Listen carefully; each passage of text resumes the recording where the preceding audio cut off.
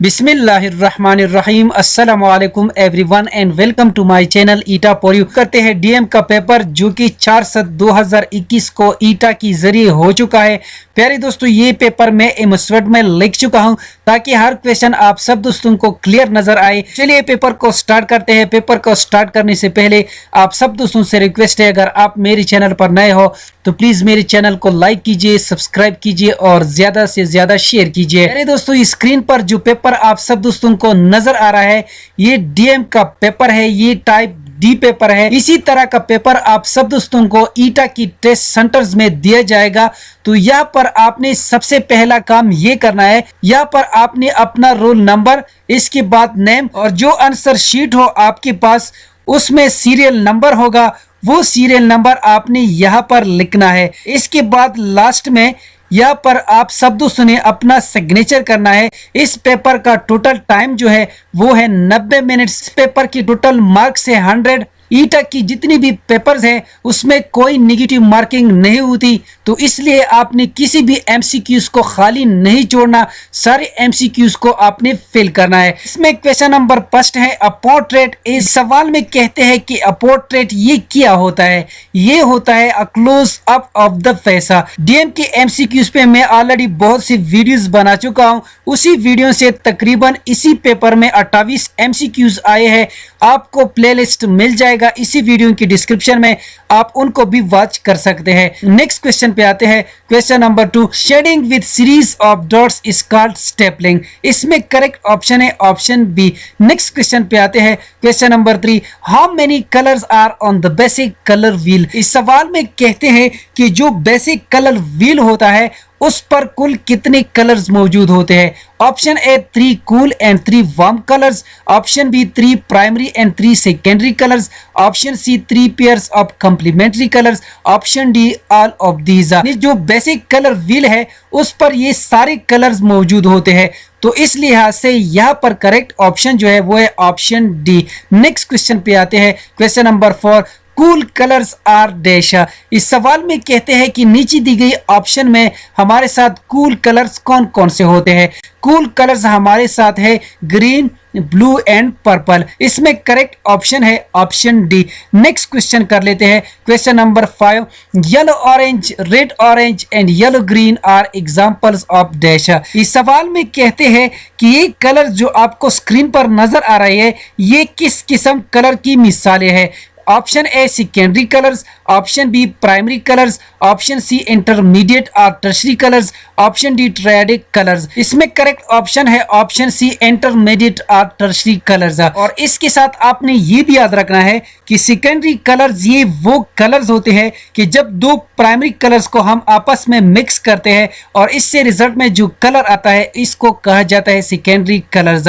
और primary colour ये हमारे साथ 3 किस्म के होते हैं। नेक्स्ट क्वेश्चन पे आते हैं। Question number 6, thalassaemia is due to abnormality and dash.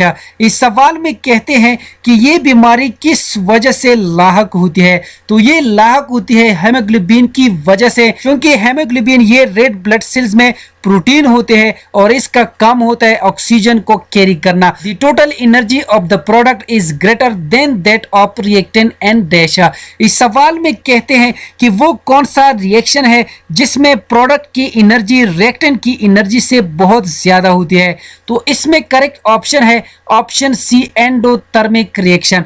Endothermic reaction ये वो रिएक्शन होता है जिसमें एनर्जी एब्जॉर्ब होती है। नेक्स्ट क्वेश्चन कर लेते हैं। Question number 8, oxygen is prepare and laboratory from KClO3 and the presence of dash. इस सवाल में कहते हैं कि लेबोरेटरी में पोटेशियम क्लोराइड से किस चीज की मौजूदगी में ऑक्सीजन तैयार की जाती है। इसमें करेक्ट ऑप्शन है ऑप्शन डी। नेक्स्ट क्वेश्चन पे आते हैं। Question number 9, which of the following statement is true about dicot seed. इस सवाल में कहते हैं कि नीचे दी गई ऑप्शन में डैकोट सीड की मुतालिक कौन सा स्टेटमेंट दुरुस्त है।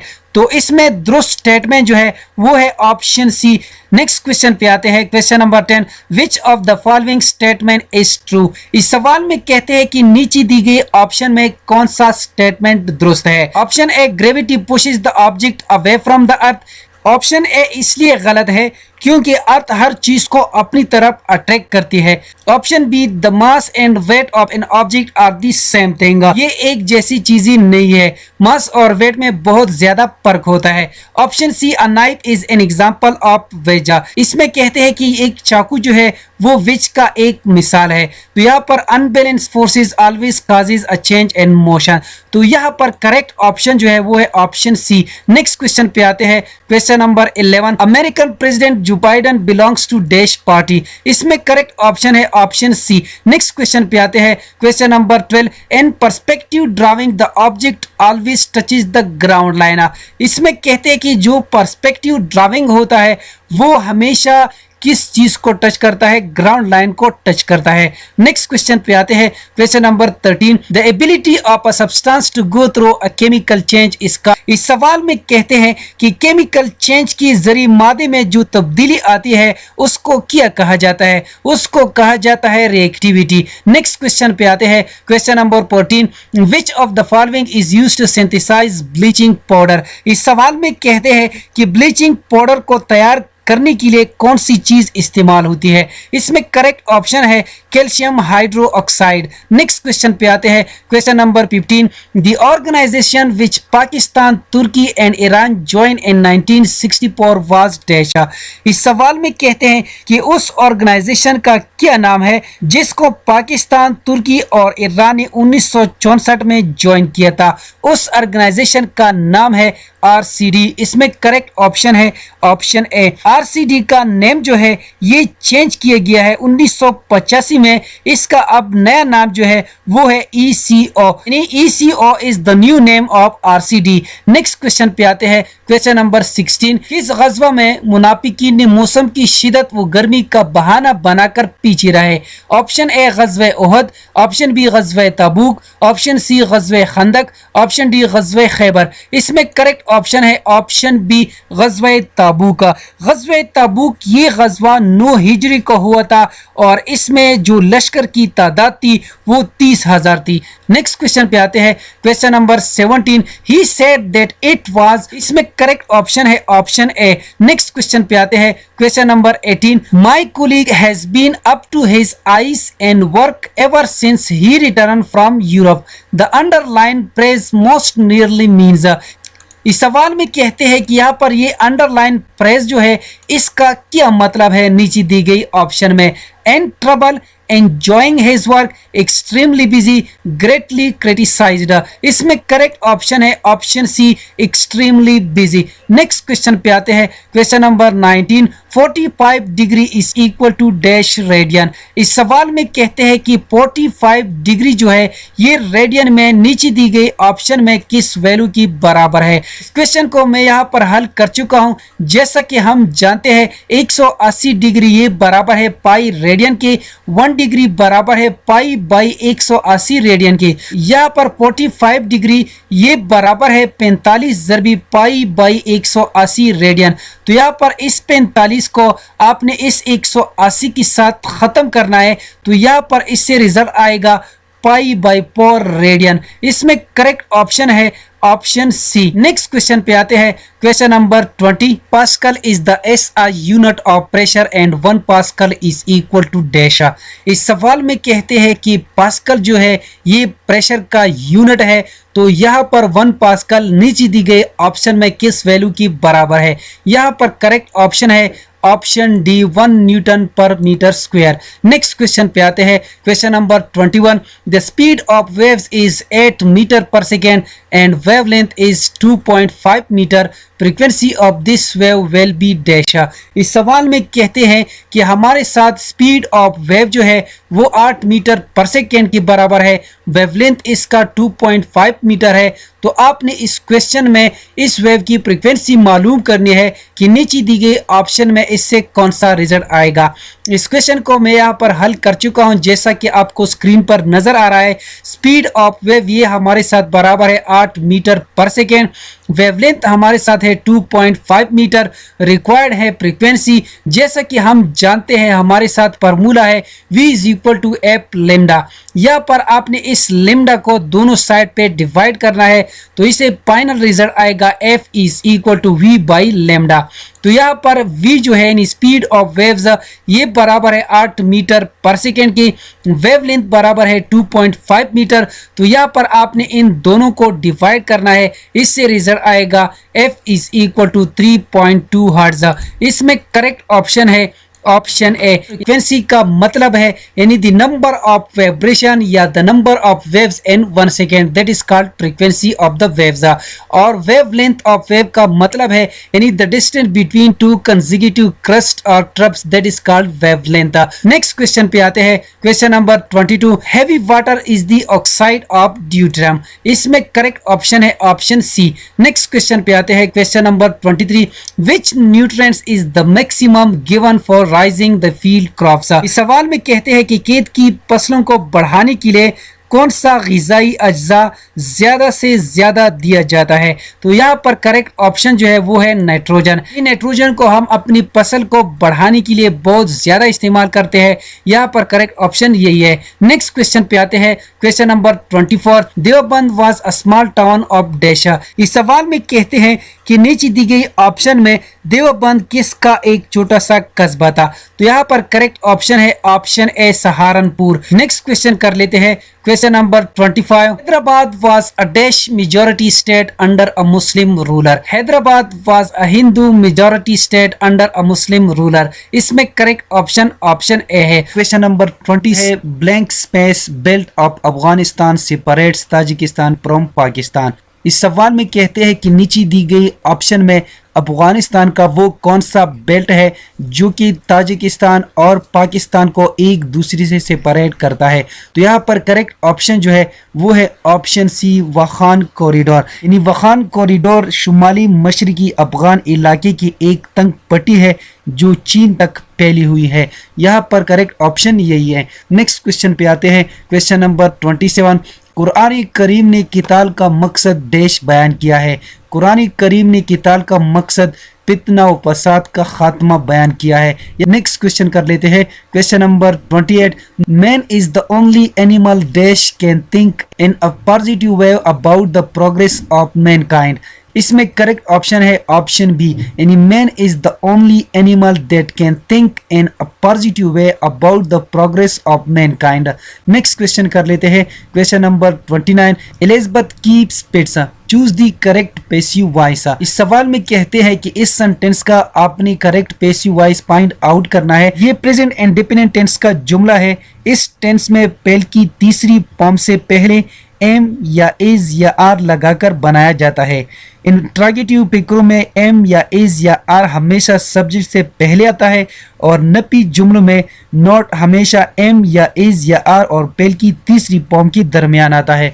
तो ये रूल्स आपने सीखने हैं, याद रखने हैं ताकि आने वाले एग्जाम्स में आप अच्छे नंबर हासिल कर सको। यहाँ पर हमारे साथ पेट्स जो है ये हमारे साथ जमा है, यहाँ पर इसकी जगह आएगा आर, तो ये बन जाएगा pets are kept by Elizabeth. इसमें करेक्ट ऑप्शन है ऑप्शन डी। नेक्स्ट क्वेश्चन कर लेते हैं, question number 30। An assessment is said to be reliable if it consistently achieves. इसमें करेक्ट ऑप्शन है option D, different results with different students. An assessment is said to be reliable if it consistently achieve different results with different students. Next question कर लेते हैं, question number 31. Who is the current federal minister for science and technology of Pakistan? इसमें correct option है option B Shibli Faraz. Next question कर लेते हैं, question number 32। Example of warm colours are. इस सवाल में कहते हैं कि नीचे दी गई ऑप्शन में वार्म कलर्स कौन कौन से हैं। यहाँ पर करेक्ट ऑप्शन जो है वो है option C red, yellow and pink. Next question कर लेते हैं, question number 33। The area of a square whose length of one side is 8 metre is. इस सवाल में कहते हैं कि हमारे साथ एक स्क्वायर है, उसकी एक साइड की लंबाई जो है वो 8 मीटर है। तो आपने इस स्क्वायर का एरिया मालूम करना है। इस क्वेश्चन को मैं यहाँ पर हल कर चुका हूँ, आप स्क्रीन पर देख सकते हैं। जैसा कि हम जानते हैं हमारे साथ एरिया ऑफ ए स्क्वायर ये बराबर है साइड ज़रबी साइड। तो यहाँ पर एक साइड जो है वो हमारे साथ 8 मीटर के बराबर है। तो यहाँ पर 8 मीटर ज़रबी 8 मीटर, तो ये बन जाएगा 64 मीटर स्क्वायर। इसमें करेक्ट ऑप्शन है ऑप्शन डी। नेक्स्ट क्वेश्चन कर लेते हैं, question number 34, socio economic state of parents and dash of children have a positive relationship.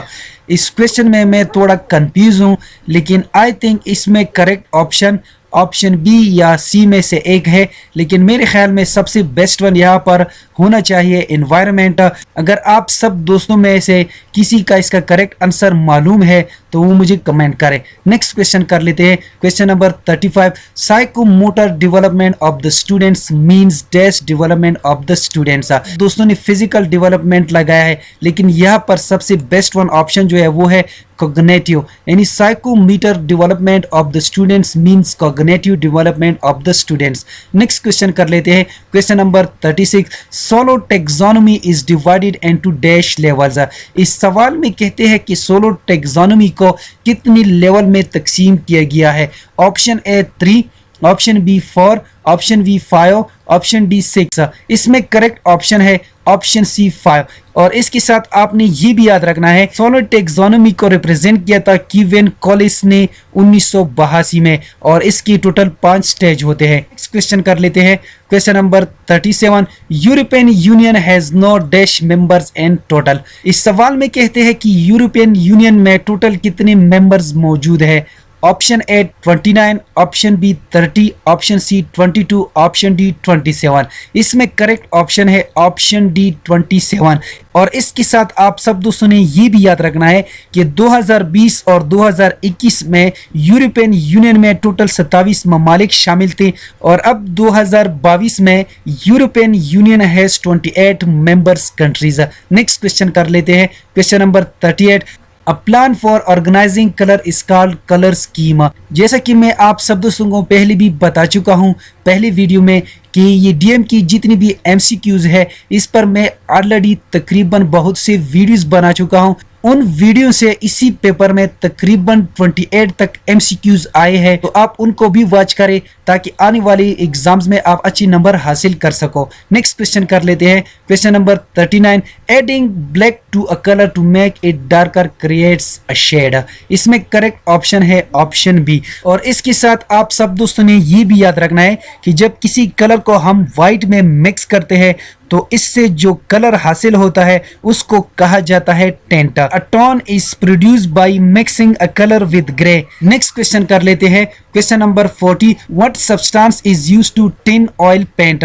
इस सवाल में कहते हैं कि टिन ऑयल पेंट में हम नीचे दी गई ऑप्शन में किस सब्सटेंस को यूज करते हैं। इसमें करेक्ट ऑप्शन है ऑप्शन सी। नेक्स्ट क्वेश्चन कर लेते हैं, which structure control the function of all others. इस सवाल में कहते हैं कि नीचे दी गई ऑप्शन में वो कौन सा स्ट्रक्चर है जो कि तमाम एक्टिविटीज को कंट्रोल करता है। Option A cytoplasm, option B cell membrane, option C nucleus, option D vacuole. यहाँ पर करेक्ट ऑप्शन है nucleus. Nucleus control all the function of animal and plant cell. Next question कर लेते हैं, question number 42, tulips, lilies, daffodils and onions can be reproduced by bulbs. यहाँ पर correct option option B है। Next question कर लेते हैं, question number 43, when ice cream is melting down what type of energy is decreasing it. Option A thermal, option B electrical, option C chemical, option D light. यहाँ पर correct option है option A thermal. Ice cream की जो thermal energy है वो decrease हो जाएगी। यहाँ पर करेक्ट ऑप्शन यही है। नेक्स्ट क्वेश्चन कर लेते हैं, question number 44, limited palettes means when artists use a few colours. यहाँ पर करेक्ट ऑप्शन है ऑप्शन सी। नेक्स्ट क्वेश्चन कर लेते हैं, question number 45, sculpture is dash dimensional, यानी स्कल्पचर की कितनी डायमेंशन होते हैं। Option A 2, option B 3, option C 4, option D 1। इसमें करेक्ट ऑप्शन है ऑप्शन बी, यानी स्कल्पचर इज 3 डायमेंशनल। और इसके साथ आपने ये भी याद रखना है कि sculpture it is made of solid body, यानी wood, stone etcetera. Next question कर लेते हैं, question number 46, thumbnail sketches mean the dash sketches. Option A last, option B fine, option C beginning, option D rough. यहाँ पर correct option है option C beginning, यानी thumbnail sketches mean the beginning sketches. Next question कर लेते हैं, question number 47, blank space painting dates back to ancient times. इसमें correct option है option B, यानी cave painting dates back to ancient times. यहाँ पर correct option यही है। नेक्स्ट क्वेश्चन कर लेते हैं, question number 48, fixative spray is used to keep the sketch dry. इसमें करेक्ट ऑप्शन है ऑप्शन ए। नेक्स्ट क्वेश्चन कर लेते हैं, question number 49, which of the following planet has ring around it. इस सवाल में कहते हैं कि नीचे दी गई ऑप्शन में वो कौन सा प्लेनेट है जिसके इर्द गिर्द एक रिंग पाया जाता है। तो यहाँ पर ऑप्शन ए है Saturn, option B Mars, option C Mercury, option D Venus. यहाँ पर करेक्ट ऑप्शन है ऑप्शन ए सेचरन। हमारी शमसी निज़ाम में रिंग प्लैनेट्स की तादाद 4 है और उनके नाम ये हैं, Jupiter, Saturn, Uranus and Neptune. Next question कर लेते हैं, question number 50, the voice box is also called dash. इस सवाल में कहते हैं कि वॉइस बॉक्स का दूसरा नाम क्या है। Option A pharynx, option B larynx, option C glottis, option D windpipe. इसमें करेक्ट ऑप्शन है ऑप्शन बी लैरिंग्स, यानी the voice box is also called larynx. Question number 51 of the following are electromagnetic radiation. इस सवाल में कहते हैं कि मंदरजा झील में से कौन सा बरकी मकनातीसी तफकारी है। Option A alpha rays, option B beta rays, option C gamma rays, option D all of these. सबसे पहले हम यहाँ पर इलेक्ट्रोमैग्नेटिक रेडिएशन की डेफिनेशन कर लेते हैं। ये वो रेडिएशन होता है जिसमें दोनों फील्ड यानी इलेक्ट्रिक और मैग्नेटिक फील्ड जो है ये दोनों मौजू की शक्ल में सफर करे तो इस किस्म की रेडिएशन को कहा जाता है इलेक्ट्रोमैग्नेटिक रेडिएशन। और इसके साथ आपने ये भी याद रखना है कि electromagnetic rays would remain undeflected when pass through electric और magnetic field because they are chargeless. Only gamma rays satisfy this condition. यहाँ पर इसके लिए करेक्ट ऑप्शन जो है वो है ऑप्शन सी। नेक्स्ट क्वेश्चन कर लेते हैं, question number 52, fossil fuel are formed the remain of plants and animals in the absence of oxygen. यहाँ पर करेक्ट ऑप्शन है option C, these are formed from the decomposition of plants and animals. यहाँ पर correct option यही है। Next question कर लेते हैं, question number 53, When were the citizen of FATA given the right of vote? इसमें correct option है option A 1997। Next question कर लेते हैं, क्वेश्चन नंबर 54, कुरान मजीद साबिका आसमानी किताबों की रहनुमाई करता है। इसमें करेक्ट ऑप्शन है ऑप्शन बी। नेक्स्ट क्वेश्चन कर लेते हैं, question number 55, Nasir is the dash of Sharif family. यहाँ पर ये बात जो हो रही है ये विद इन फैमिली की है।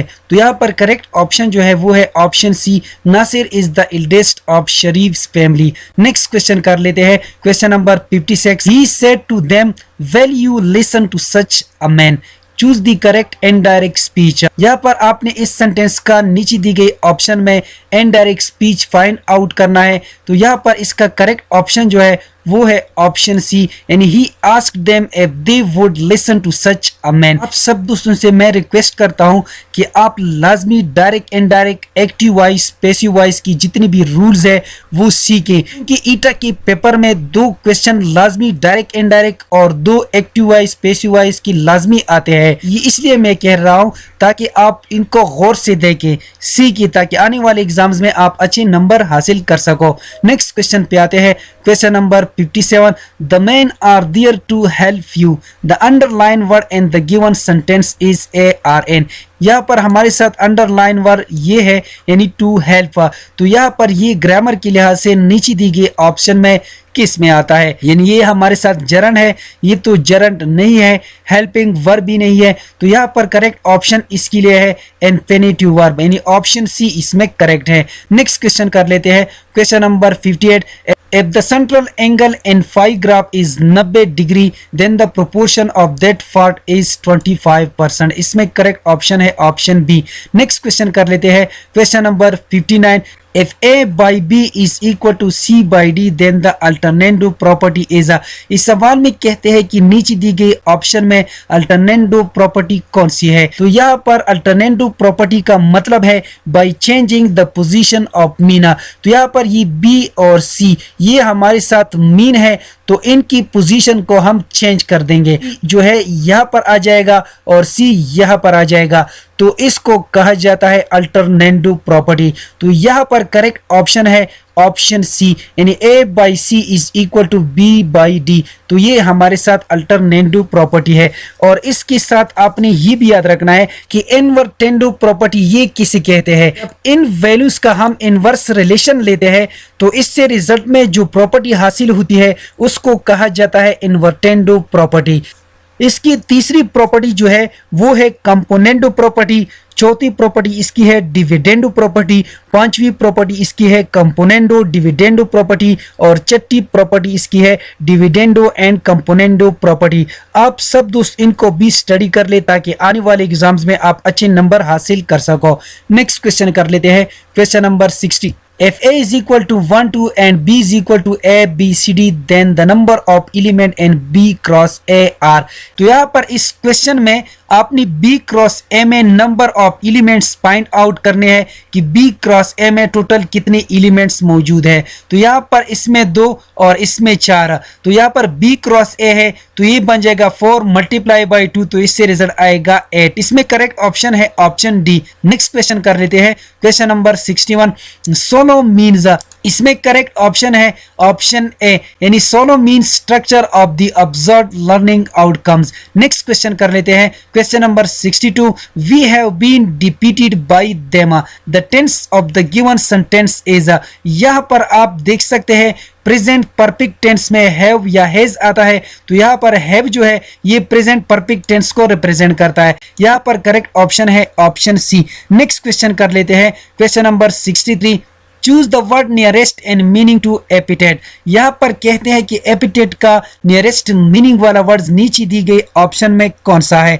तो यहाँ पर एपिटेट का मतलब है बुक, ऑप्शन ए का मतलब है देखभाल, बिलीफ का मतलब है यकीन, पेन का मतलब है दर्द, हंगर का मतलब है भूखा। तो यहाँ पर एपिटेट का नियरेस्ट मीनिंग वाला वर्ड जो है वो है हंगर, ऑप्शन डी इसमें करेक्ट है। नेक्स्ट क्वेश्चन कर लेते हैं, question number 64। Which of the following is a factor of 36। इस सवाल में कहते हैं कि 36 के कौन कौन से फैक्टर है नीचे दी गई ऑप्शन में। तो यहाँ पर 4 9 36, 6 6 36, 12 3 36।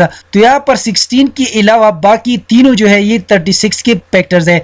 तो यहाँ पर करेक्ट ऑप्शन जो है वो है ऑप्शन डी। नेक्स्ट क्वेश्चन कर लेते हैं, A solid body bonded by 6 dash faces is called a cuboid।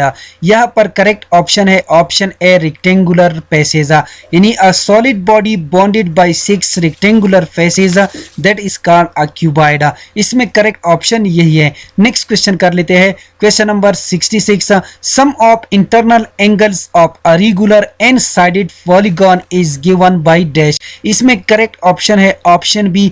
अगर ऑप्शन में इस तरह फॉर्मूला आ जाए जैसा कि आप स्क्रीन पर देख सकते हैं तो फिर भी ठीक है, यानी 2n-4 n2 90 डिग्री। तो यहाँ पर इन लोगों ने 2 को कॉमन लिया है। जब 2 को हम यहाँ से बाहर कर लेते हैं तो यहाँ पर हमारे साथ रिजल्ट आएगा 2n-2 n2 90 डिग्री। तो यहाँ पर ये 2 और 90 जो है ये आपस में ज़रब हो जाएंगे, तो इससे रिजल्ट आएगा n-2 n2 180 degree. Next question कर लेते हैं, question number 67। Surface area of sphere is equal to 4πr square. इसमें करेक्ट ऑप्शन है ऑप्शन डी। और इसके साथ आपने ये भी याद रखना है कि एरिया ऑफ ए सर्कल ये बराबर है पाई आर स्क्वायर के। तो एरिया ऑफ ए स्फीयर, यानी जब एरिया ऑफ ए सर्कल को हम 4 के साथ मल्टीप्लाई करते हैं तो इससे रिजल्ट में आएगा एरिया ऑफ ए स्फीयर, यानी 4πr स्क्वायर। नेक्स्ट क्वेश्चन कर लेते हैं, question number 68। There is no need of curriculum in dash education. Option A formal, option B informal, option C distance, option D teacher. इसमें correct option है option B informal education. Next question कर लेते हैं, question number 69। The preparation of a better lesson requires preparation of a lesson plan. इसमें correct option है option D. Next question कर लेते हैं, question number 70। Through which action children learn past.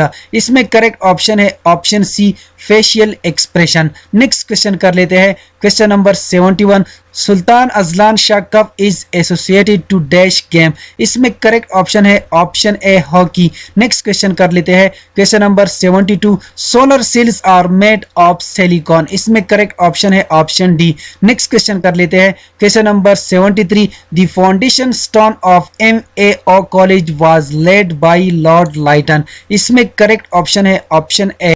Next question कर लेते हैं question number 74। Dash was established by A.O. Hume। इसमें correct option है ऑप्शन डी यानी All India National Congress was established by A.O. Hume। Next question कर लेते हैं कुरान हकीम में नबी करीम सल्लल्लाहु अलैहि वसल्लम के अलावा ब्लैंक स्पेस की सीरत के लिए उसवे हसना के अल्फाज इस्तेमाल हुए हैं।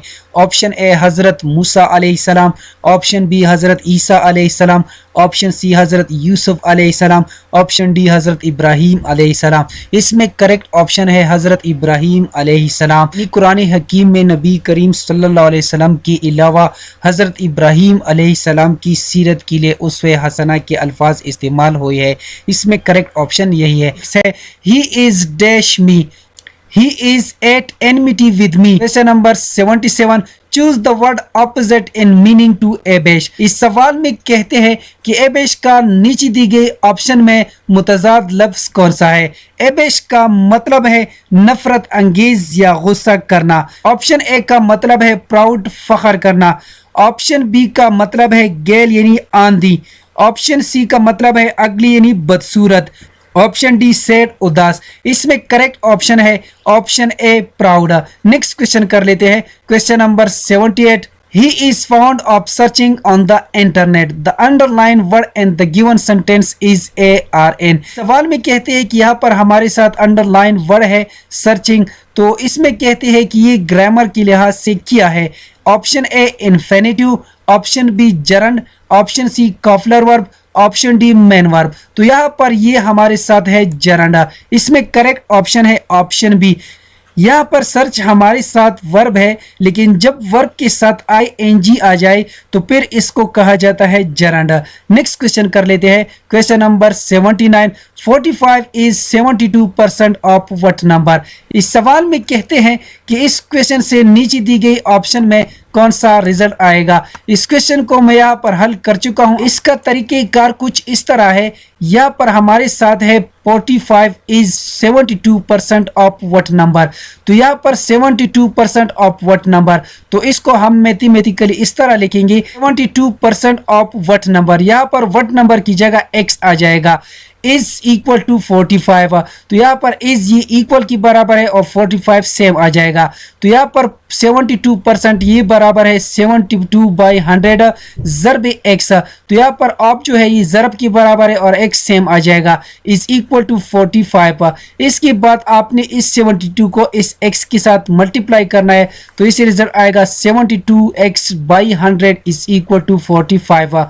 इसके बाद आपने इन दोनों का क्रॉस मल्टीप्लीकेशन करना है, तो इससे रिजल्ट आएगा 4500 इज इक्वल टू 72 और 72x इज इक्वल टू 4500। इसके बाद आपने 72 को दोनों साइड पे डिवाइड करना है, तो इसे फाइनल रिजल्ट आएगा 62.5। इसमें करेक्ट ऑप्शन है ऑप्शन डी। नेक्स्ट क्वेश्चन कर लेते हैं क्वेश्चन नंबर 80। ECO इसका मतलब है economic cooperation organization is the new name of देश।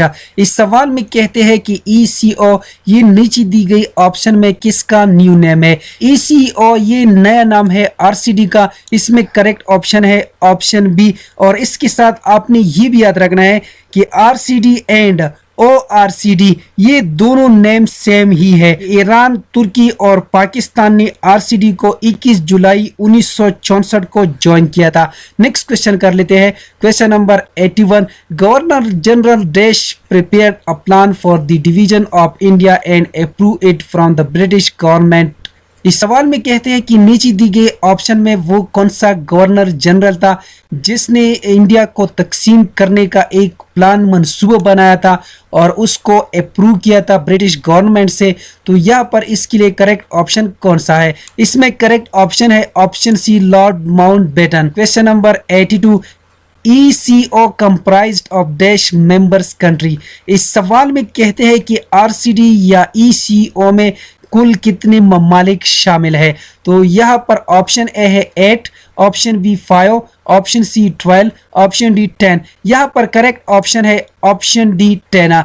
ECO में टोटल 10 ममालिक शामिल है और उनकी नाम ये है: Afghanistan, Azerbaijan, Iran, Kazakhstan, Kyrgyzstan, Pakistan, Tajikistan, तुर्की, तुर्कमेनिस्तान और उज़्बेकिस्तान शामिल है। नेक्स्ट क्वेश्चन कर लेते हैं। हुज़ूर सल्लल्लाहु अलैहि वसल्लम ने फतेह मक्का के दिन अबू सुफियान के अलावा डैश की घर को दारुल अमान करार दिया? ऑप्शन ए हजरत अब्बास रज़ियल्लाहु, ऑप्शन बी हजरत अली रज़ियल्लाहु अन्हु, ऑप्शन सी हजरत हकीम बिन हज़ाम रज़ियल्लाहु अन्हु, ऑप्शन डी हजरत अब्दुर्रहमान बिन औफ रज़ियल्लाहु। इसमें करेक्ट ऑप्शन है option C. Question number 84। When the queen dies, her eldest son will succeed dash the throne. Option A and the throne, option B to the throne, option C by the throne, option D for the throne. When the queen dies, her eldest son will succeed to the throne. इसमें correct option है option B. Next question कर लेते हैं। Question number 85। Look at that silly cyclist, he is going to causes an accident. यहाँ पर एक sentence मुझसे रह गया है, सॉरी फॉर दैट। इस क्वेश्चन में कहते हैं कि यहाँ पर इनकरेक्ट वर्ड कौन सा है? तो यहाँ पर अगर आप देखें, यहाँ पर कहते हैं टू काजेजा, ये वर्ड इसमें गलत है। इसकी जगह यहाँ पर टू काज होना चाहिए था, लेकिन यहाँ पर टू काजेज लिखा है, तो इस लिहाज से यहाँ पर इनकरेक्ट वर्ड जो है वो है टू काजेजा, यानी इसमें करेक्ट ऑप्शन है ऑप्शन सी। नेक्स्ट क्वेश्चन कर लेते हैं। Question number 86। He will be transfer by me, choose the correct passive. इस सवाल में कहते हैं कि इस सेंटेंस का करेक्ट पेस्यू कौन सा है? तो यहाँ पर करेक्ट ऑप्शन है I shall transfer him. Next question कर लेते हैं। Question number 87। For two matrices A and B, ये क्वेश्चन जो है ये लॉगरिथमिक की लॉ से लिया गया है। तो यहाँ पर मैं एक सिंपल ट्रिक आप सब दोस्तों को सिखा देता हूँ। यहाँ पर ये P और ये P ये दोनों सेम है, आपने इन दोनों को इग्नोर करना है। तो यहाँ पर इसका करेक्ट रिजल्ट आएगा ABM ज़रबे एना। यहाँ पर करेक्ट ऑप्शन है ऑप्शन बी। नेक्स्ट क्वेश्चन कर लेते हैं। Question number 88। For two non-empty seats A and B, B difference A is equal to dash। इस सवाल में कहते हैं कि B डिफरेंस A का सीट बिल्डर फॉर्म में कौन सा रिजल्ट आएगा? हम डिफरेंस ऑफ टू सीट्स का डिफिनीशन कर लेते हैं। डिफरेंस ऑफ टू सीट का मतलब ये है कि वो तमाम एलिमेंट जो सीट बी में मौजूद हो और सीट ए में मौजूद ना हो, तो इसको कहा जाता है डिफरेंस ऑफ टू सीट। यहाँ पर इसका करेक्ट ऑप्शन है option D, X such that X does not belongs to A and X belongs to B. Next question कर लेते हैं। Question number 89। Value of 2 square ज़रबी 2 क्यूब बाई 2 पावर -2 ज़रबी 2 power -3 is equal to dash. इस सवाल में कहते हैं कि इस क्वेश्चन से नीचे दी गई ऑप्शन में कौन सा रिजल्ट आएगा? इस क्वेश्चन को मैं यहाँ पर हल कर चुका हूँ, आप स्क्रीन पर देख सकते हैं। When same bases are multiplied with each other, their exponent will be added। पर बेस सेम आएगा और इसके एक्सपोनेंट जो है वो आपस में ऐड हो जाएंगे। सेम इसी तरह प्रोसेस जो है वो डिनोमिनेटर में हो जाएगा। तो यहाँ पर इससे रिजल्ट आएगा 2 पावर 5 और नीचे वाले से रिजल्ट आएगा 2 पावर -5। तो यहाँ पर आपने क्या करना है, इसके लिए आपने क्वोशिएंट लॉ अप्लाई करना है। इसका साइन जो है वो मनफी है, जब इसको हम मल्टीप्लिकेशन में चेंज करते हैं तो इसका रिजल्ट आएगा +5। अगर यहाँ पर ये +5 होता तो जब इसको हम मल्टीप्लिकेशन में चेंज करते हैं तो इससे रिजल्ट आएगा -5, लेकिन यहाँ पर ये -5 है तो इससे रिजल्ट आएगा +5। तो इसके लिए वही फार्मूला आपने अप्लाई करना है। When same basis are multiply with each other their exponent will be added. तो यहाँ इससे रिजल्ट आएगा 2 पावर 10। इसमें करेक्ट ऑप्शन जो है वो है ऑप्शन ए। नेक्स्ट क्वेश्चन कर लेते हैं। Question number 90। The solution of equation 3/2 and 2x - 5/2 is equal to 1/2 is dash. इस सवाल में कहते हैं कि इस क्वेश्चन से नीचे दी गई ऑप्शन में कौन सा रिजल्ट आएगा? इस क्वेश्चन को मैं यहाँ पर हल कर चुका हूँ, आप स्क्रीन पर देख सकते हैं। पर आपने इस 3 और x को मल्टीप्लाई करना है तो इससे रिजल्ट आएगा 3x/2। मनफी साइन सेम आ जाएगा, फिर इसके बाद 5/2 इज इक्वल टू 1/2। इसके बाद आपने इन दोनों का एलसीएम लेना है तो इसका एलसीएम आएगा 2। इसके बाद आपने इस 2 को इस 2 के साथ डिवाइड करना है तो इससे रिजल्ट आएगा 1। और 1 इस 3x के साथ मल्टीप्लाई हो जाएगा तो इससे रिजल्ट आएगा 3x। इसके बाद ये 2 और 2 आपस में डिवाइड हो जाएंगे तो इससे रिजल्ट आएगा 1, और वो 1 इसके साथ मल्टीप्लाई हो जाएगा तो इससे रिजल्ट आएगा -5। तो यहाँ पर 3x -5 by 2 is equal to 1/2। तो यहाँ पर आपने इन दोनों को क्रॉस ज़रब करना है, तो ये 2 इसके साथ मल्टीप्लाई हो जाएगा और ये 2 इसके साथ मल्टीप्लाई हो जाएगा, तो इससे रिजल्ट आएगा 2 × 3x -5 इज इक्वल टू 2 × 1। तो यहाँ पर ये 2 इस 3 के साथ मल्टीप्लाई हो जाएगा तो इससे रिजल्ट आएगा 6x। इसके बाद प्लस ज़र भी माइनस, -2 5 ज़र 10 इज इक्वल टू 2 1 ज़र 2। इसके बाद आपने इस -10 को इस साइड पे लाना है। जब इस -10 को हम इस साइड पे लाएंगे तो इसका साइन जो है वो चेंज हो जाएगा, तो ये बन जाएगा 2 + 10, इससे रिजल्ट आएगा 12। इसके बाद आपने 6 को दोनों साइड पे डिवाइड करना है तो इससे रिजल्ट आएगा x इज इक्वल टू 2। इसमें करेक्ट ऑप्शन है ऑप्शन सी। नेक्स्ट क्वेश्चन कर लेते हैं, question number 91। The HCF of 48 64 and 120 is 8। यहाँ पर करेक्ट ऑप्शन है ऑप्शन सी। नेक्स्ट क्वेश्चन कर लेते हैं, question number 92। Pedagogy literally means leading children. इसमें करेक्ट ऑप्शन है ऑप्शन डी। नेक्स्ट क्वेश्चन कर लेते हैं, andragogy means teaching to childrens and adults. इसमें करेक्ट ऑप्शन है ऑप्शन डी। नेक्स्ट क्वेश्चन कर लेते हैं, question number 94। Reko Diq reserves of copper and gold are situated in which district of Balochistan. Option A Chagai, option B Lasbela, option C Quetta, option D Awaran. इसमें correct option जो है वो है ऑप्शन ए चागी। और इसके साथ आपने ये भी याद रखना है कि चागी की डिस्ट्रिक्ट में तकरीबन 12.3 मिलियन टन कॉपर और 20.9 मिलियन गोल्ड वहां पर मौजूद है। नेक्स्ट क्वेश्चन कर लेते हैं, question number 95। Drawing for life mean making sketch of dash thing. Option A lively things, option B non living things, option C animals, option D metal. इसमें correct option है option A lively thing. Question number 96। Colour has dash basic elements. इस सवाल में कहते हैं कि colour की कुल कितनी एलिमेंट्स होते हैं। Option A 6, option B 3, option C 2, option D 5। इसमें करेक्ट ऑप्शन है ऑप्शन बी। अगर आप सब दोस्त इसको नेट पे सर्च करोगे तो इससे रिजल्ट आएगा 3, यानी colour has 3 basic element. These are hue, saturation and brightness. यहाँ पर अगर आप देखें, इसके अलावा मेरे जहन में ये क्वेश्चन भी अराइज होता है कि कलर की बेसिक एलिमेंट जो होते हैं वो 2 होते हैं, यानी the basic element of colour are primary and secondary. ये भी हो सकता है, आप खुद भी इसको सर्च करें, इसका करेक्ट रिजल्ट पॉइंट आउट करें, लेकिन मेरे ख्याल में यहाँ पर सबसे करेक्ट ऑप्शन यही है। नेक्स्ट क्वेश्चन कर लेते हैं, question number 97। A position of pencil dash is the key to a good art piece. यहाँ पर करेक्ट ऑप्शन है option C holding. Next question कर लेते हैं, question number 98। Glazed paper is used for decoration. यानी जो ग्लेस्ड पेपर होती है इसको हम डेकोरेशन के लिए इस्तेमाल करते हैं, बुक की डेकोरेशन करने के लिए, किसी और चीज की डेकोरेशन के लिए। यहाँ पर करेक्ट ऑप्शन है ऑप्शन सी। नेक्स्ट क्वेश्चन कर लेते हैं, question number 99। What are tertiary colours.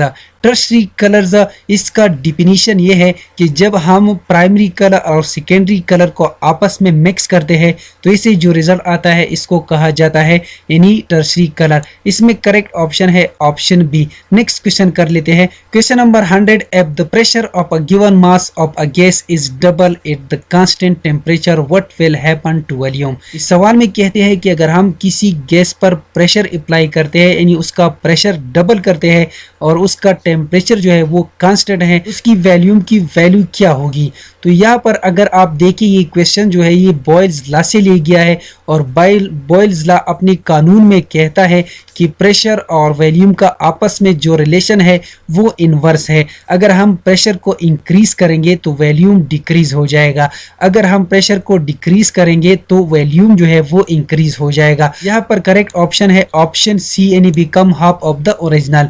इसमें करेक्ट ऑप्शन यही है। उम्मीद करता हूँ कि आज की वीडियो आप सब दोस्तों को पसंद आई होगी। जिन दोस्तों को वीडियो पसंद आई हो, समझ गए हो, तो प्लीज चैनल को भी सब्सक्राइब करें, वीडियो को लाइक और शेयर लाजमी किया करें। शुक्रिया। अल्लाह हाफिज।